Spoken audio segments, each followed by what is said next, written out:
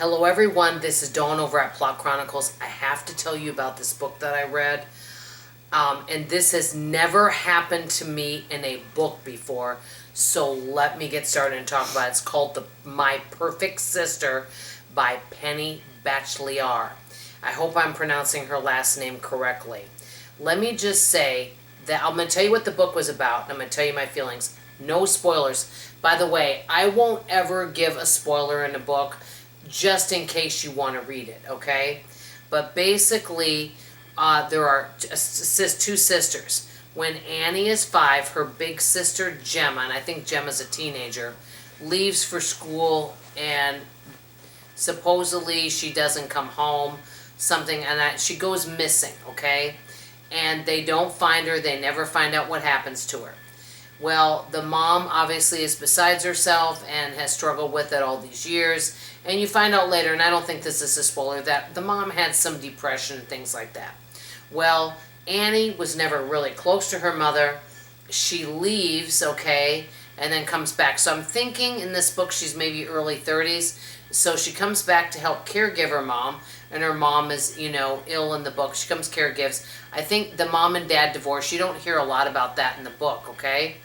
So Annie starts investigating and saying, hey, this is a closed case. I want to find out what happened to my sister.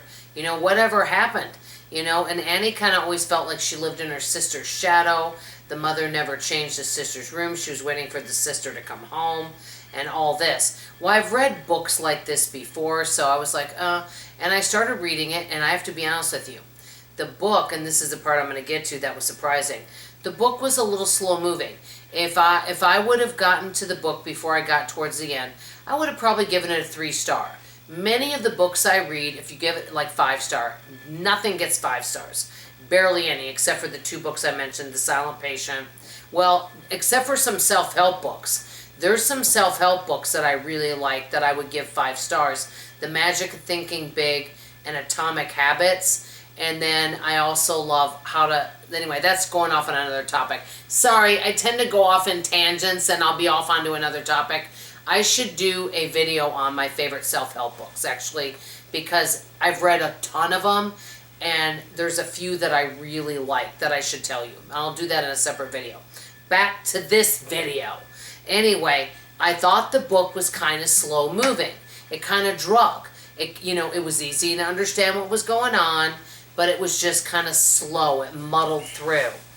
Then it gets kind of towards the end and whatever, and you know what? You think you kind of know what's going on. You kind of think you know what's going on, and then you got it figured out. But what happened towards the end of the book is the ending was so shocking. It reminded me a little bit of The Silent Patient.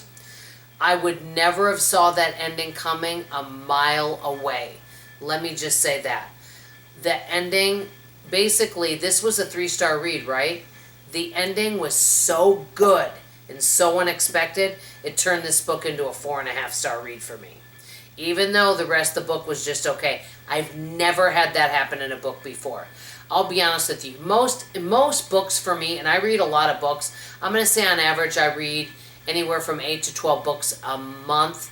And I really do try not to skim them. I try to really read them, okay? So I might read 100 pages a day. Well, let me just say this. This book, the ending was so good and so unexpected that it literally raised it from a C to basically a B+. Okay? It was that drastic of a change in the last 50 pages. I'll just say that. I won't say what happened, but the ending was something I would never have seen coming. I highly recommend reading it, and it's a short book. It's not a really long book. It's like 300 and some pages. Half these books nowadays, it seems like, are 600 pages, and they don't need to be. So anyway, I wanted to share this. It's called The Perfect Sister. It's the first time I've read this author, but I love what the author did with the ending of the book. I thought it was absolutely brilliant and phenomenal and very interesting, let me just say. So let me know if you're interested in reading it. And I highly recommend, if you want more productivity in your life, I know that I did this on the last video, I highly recommend reading Have a 48-Hour Day.